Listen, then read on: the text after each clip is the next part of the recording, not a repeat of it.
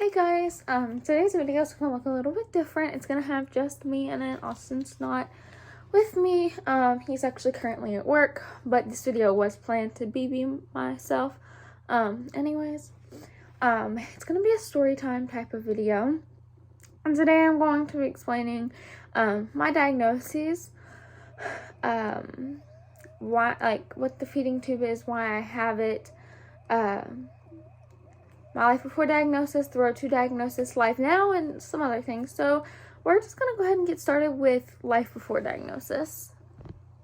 So life before diagnosis, even before falling sick, I guess you could say, I didn't really have anything wrong with me except for at one point I had asthma, but that did go away. And then when I was younger, my feet, instead of sitting like this like feet do, my feet were both turned in. So when I went to walk, instead of walking like a normal person, taking steps like this, I was taking steps like this. I was kind of like crossing my legs as a step because my feet were turned in, which eventually got corrected by physical therapy and stuff. When I was little, I was a gymnast for a little while, and at the same time, I was also a dancer. So I did competitive gymnastics, and I was dancing in a dance studio at the same time. The dance was not competitive dance. I only did competitive gymnastics at the time.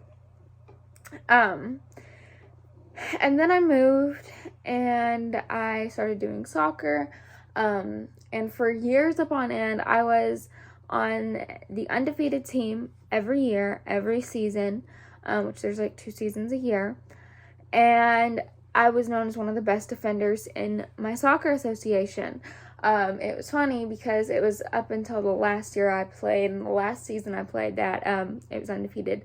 The very last season that I had ever played, very last game, was against, oddly enough, Austin's team, in which he finally was the first person to ever make us lose. Which we didn't meet then, but we were looking back at soccer pictures one time, and that's how we discovered it, and we started to remember everything, but we didn't exactly meet back then. But everything was completely normal. I was able to play sports after I did soccer. That's when the issue started to come up a little bit, so I didn't play soccer the following season, because I was kind of iffy on running on the field, even though I wasn't really running, but during practices, having to run, even though the defender kind of stands still. But, so I went back to doing something kind of like gymnastics called tumbling. And while I was doing tumbling, this is where everything really started to appear. It was basically just gymnastics at the bars, but everything was fine until I had broke my ankle, and it all started with that. I broke my ankle while I was in tumbling or gymnastics without the bars, and all I did was walk. But that was when I was 11, so I had a completely normal childhood up until the age of 11. And when I turned 11, and everything just kind of went down and everything, we didn't have an answer then. At first it was just, she broke her ankle, kids are going to do that. And then it just went from there. So that was the life before. And we're going to go ahead and talk about the road to diagnosis. So, following the broken ankle, it healed, everything was fine. Then I break my wrist. It's like, oh, okay, broken wrist. She fell and had an impact injury, because that's exactly what happened. I fell and I had an impact injury. It was, whatever. What did not make sense was all I did was fall out of a school desk chair. I was in band. This was right when the next school year started, and I had turned 12. But I was in band in middle school, and like I said, all I did was fall out of the chair and to my wrist, right? Broke my wrist. No, whatever. Again, it was just another injury. Then, not even a few weeks after breaking my wrist, I dislocated my right kneecap. For no reason. I was walking. Just walking. That's all. So at this point, not only had I broke my wrist, dislocated my right knee, but I was also bruising extremely bad. So my parents were being accused of child abuse at this point, and we had to prove it wasn't. I kept getting asked, are you getting abused, are you getting abused, and I was not. So eventually my primary care doctor finally started doing some blood tests. That was all he started with, was just the blood test, and found out I had violently low vitamin D. So everything was blamed on that. And then I was eventually misdiagnosed with rickets or osteomalacia, which is weakening of the bone due to vitamin D deficiency. But that explained like the frequent fractures, because it was the ankle, then the left wrist, and then after that it was the other side of my leg, on the right leg, and cracking the kneecap, and then it was the right wrist, and it just kept adding up. But what did not add up into the rickets diagnosis was the dislocation after dislocation after dislocation, the sprain after sprain, the subluxation after subluxation, especially in the right knee, which subluxation is a partial dislocation. But so at the time I was 12, and my doctor was finally like, all right, you know what, something bigger is going on. There's a bigger picture to this. And he finally referred me to the geneticist at my local children's hospital, and it took a year to get in. When I went there, I was tested for Ehlers-Danlos syndrome and osteogenesis imperfecta. This was in September of 2017. At the time, I was 13 years of age. Ehlers-Danlos was tested by the Beighton score, of which I had a 9 and 9 in, and I was also genetically tested. Now, before you get confused on what the Beighton score is, give me just one moment. If it's, yeah. So this is the Beighton score. I hope you guys can see that.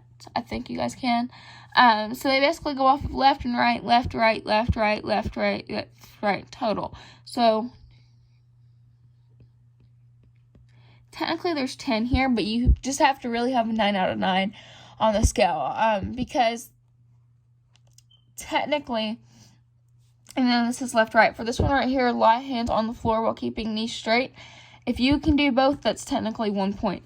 But they go off with just different points. Bending the pinky back, pulling the thumb, bending the elbow, bending the knee, and lying with your hands and knees on the floor. Or you're lying with your hands, with your knees straight, I mean.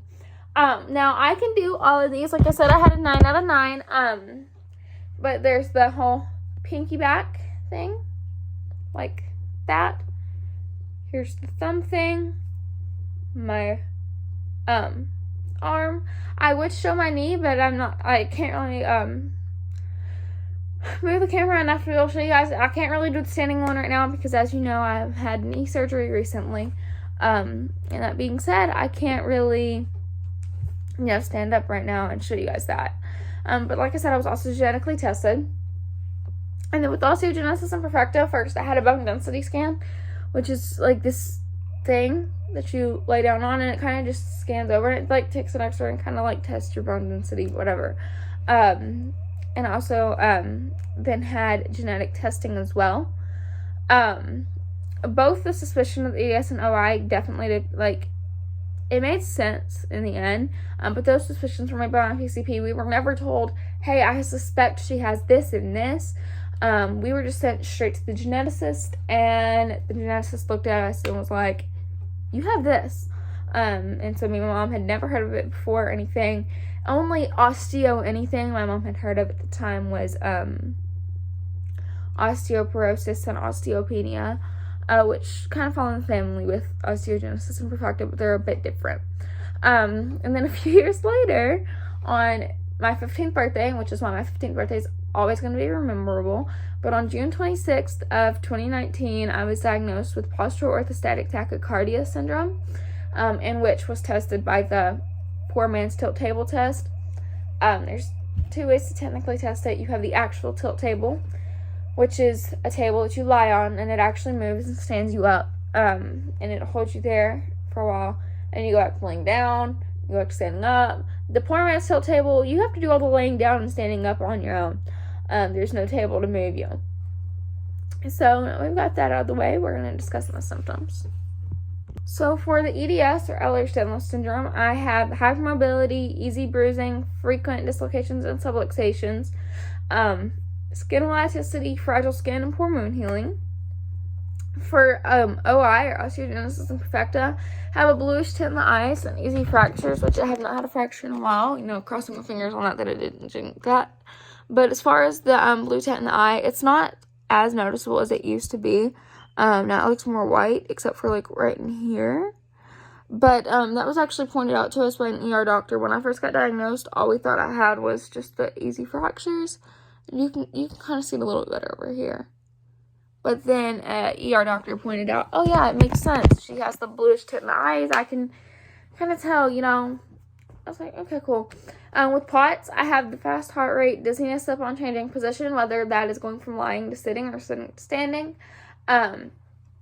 Blacking out, fainting, low blood pressure, temperature deregulation, which is where some POTS patients can't handle hot, some can't handle cold. Brain fog, which is, I'm not talking about the, I'm sorry, I forgot, brain fog, no, brain fog is a real thing, it's an actual memory thing, and blood pooling, which is where basically all the blood just rushes down. It can either rush down into the legs or rush down straight into the arms.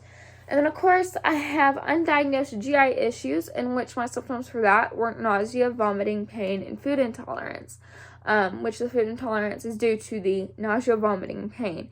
Or the other way around, because if I eat or drink anything, then I get sick. So yeah, technically it would be the food intolerance caused the nausea, vomiting, and pain. But anyways, so I'm going to explain to you guys basically what everything is.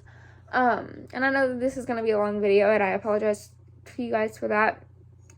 But I do want to get my full story out there and everything. So, as far as what Ehlers-Danlos is, it's a group of connective tissue disorders.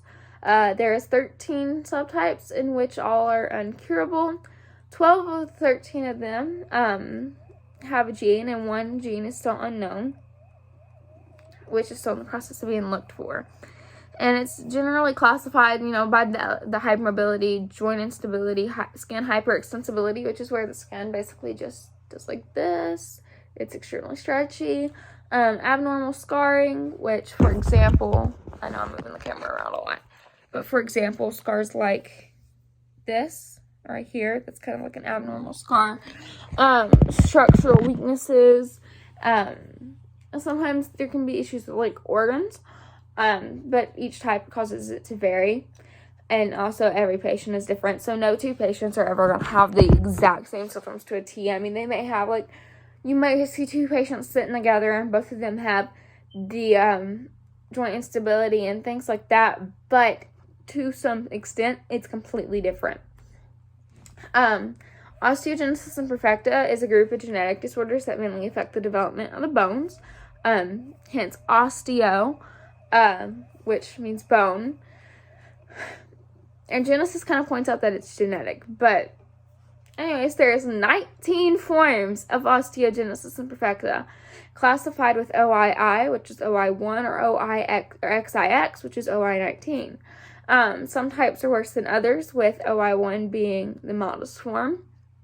And I think it's OI3. It's like the one that it's caught a lot of times in fetuses, and then they can wind up dying. But it's generally classified, of course, by the brittle bones. There's sometimes muscle weakness, and sometimes something called dentogenesis imperfecta, which is dental issues. But the severity and the symptoms, again, that varies per patient. POTS, or postural orthostatic tachycardia syndrome, is a form of dysautonomia. POTS is usually classified by abnormal heart rate, drop or increase in blood pressure, low blood volume, lightheadedness, shortness of breath, syncope, which is passing out, palpitations, and exercise intolerance. While these are symptoms of POTS, though, they may not all be present in all POTS patients. For each POTS patient, it can be different. Like with the blood pressure, it could be, like for me, it's a drop. I have low blood pressure. But for a friend of mine, it could be an increase in. For me, I could have palpitations and passing out. But for somebody else, they could have lightheadedness, and palpitations, and feeling like they're going to pass out, but never passing out. So those are what everything is. So when it comes to the feeding tube, as you know, I have a feeding tube. I've had one for a year, since June 29th of last year. Basically, a feeding tube is used to give nutrition and hydration to patients when they can't give it to themselves. Whether that's they have like some type of throat cancer or something, so they can't swallow food or anything. Or in cases where, you know, they can eat, they can drink all day long, their mouth works perfectly fine, they can swallow, but anything that they eat is getting absorbed too fast, or it's not getting absorbed at all, and they're not getting the calories they need. Or it could be in cases where anything that they put into their stomach makes them really sick. But there's two different types of feeding tubes. There's a nasal and a surgical. I've had both. I had the nasal tube from June 29th of 2020 to December 14th of 2020, and I have since then had the surgical tube. When it comes to nasal tubes, there's an NG, ND, and NJ. And then when it comes to surgical, there's a GJ and GJ. I know it sounded like I said GJ and GJ, but there's a G, a J, and a GJ. Both the NG and the G go to the stomach, with one going from the nose to the stomach, which would be the NG, and the G tube goes surgically placed from the abdominal wall to the stomach, kind of like how the GJ does. It actually would go kind of in that same area. An ND, which is not very common, it's actually a rare form of feeding tube, goes to the first part of the small intestine. An NJ, a J, and a GJ all go through to the second part of the small intestine, known as the jejunum, while the GJ also allows for stomach access. So instead of so first off, the NJ, just like the NG and ND, it goes from the nose down. But like I said, it stops in the small intestine. The J goes straight, from the abdominal wall straight to the small intestine. The GJ, it goes straight from the abdominal wall to the stomach, and from the stomach to the small intestine. It has an extremely long part on it. And the G port allows for access to vent or drain the stomach. I haven't really been able to keep anything down, and that's why I have a feeding tube. But tube placement wise, an NG can be placed at home after the initial placement. They can have your company send you feeding tubes, and you can drop them down yourself. All you have to do is remove the first one and drop it down, and then you have to test the pH level, so you know it's safe to feed, and so you know it's in place. NDs and NJs have to be placed in something called interventional radiology, which is basically where it's a live x-ray and a radiologist, and they're placing it so they can make sure it gets into the small intestine and it doesn't curl up into the stomach. But sometimes they can be dropped at bedside and checked with an x-ray. Obviously, surgical tubes are first placed surgically. But after this, the G tube can be replaced at home. The GJ has to be an IR. And the J tube, it varies. Some people have an actual J tube, which, once they get the button, it's the button, and it has a little long piece. And some people use a G tube button for the J tube. Now, if you use my phone decided to cut me off there, but if you use a G tube button, it can be replaced at home. Which I'm gonna show you guys the GJ real quick. Let me move you guys far back enough. Okay, I can't really get up. This is gonna be fun. Okay, this is a GJ. Hold on, guys. Which, if you watch the morning routine with my boyfriend, you would know it. You would have seen it already. But this is the G axis. This is the J axis. So, like I said, if you would have watched the morning routine video where I did my morning routine on Austin, you would kind of already know what the GJ looks like. This is what an NJ looks like. It's basically the NG and ND look the same. It's just the only difference really is the fact that one is into the small intestine, one is not. So this is what it looked like when I had an NJ. I hope you guys can see that well. See, it was here. It actually stopped here. This was the line for the feed. But that is basically how like the nasal feeding tube looks. Forgot to pull my shirt back down. One last thing I want to explain before I explain what life is like now is something called the spoon theory. And just something I use a lot. So the spoon theory is like a guide for individuals with invisible illnesses, chronic illnesses. They're often known as spoonies, as am I. It's not just to be like, oh, you know, this is some weird nickname. It actually explains like the level of energy somebody with a chronic illness may have. So I'm going to show you guys the chart for it. And hope you guys can see that. I really hope you guys can. No, you cannot. I just looked. Okay. You guys should be able to now. I'm thinking you can. I think, yeah, okay, I see it now. You guys can. So basically, you have 1 spoon, 2 spoons, 3 spoons, and 4 spoons. It's about how many spoons it would take. So to get out of bed, okay, you take 1 spoon away. Call your parents, take another spoon away. Get dressed, you take another one. A shower would take 2 of your spoons away. Managing your meds, making dinner. 3 spoons would be like visiting your doctor, walking your dog, socialization. 4 spoons would be like grocery shopping, if you have kids, taking your kids to school, or even going to work. I know I'm terrible at holding. Okay, there we go. I don't know how much you guys could see it, but basically this is the chart. So like I said, 1 spoon, get out of bed, call your parents, get dressed, and so on. So basically, those aren't the only ways your spoons can be used up, but that's just like an example. But by the time you wake up, you may have like 6 spoons, you know, you don't have much energy. By the time you go to bed, you're like negative something. You absolutely have been drained of energy all day. Midday, sometimes, you know, you run out of spoons, so you run out of the energy. But